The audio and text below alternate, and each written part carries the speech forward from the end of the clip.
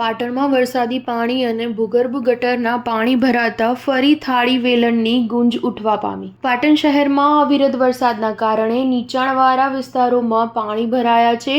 સાથે ભૂગર્ભ ગટરના પાણીના નિકાલની કોઈ વ્યવસ્થા નહીં થતા રહીશો નગરજનો પરેશાન થયા છે.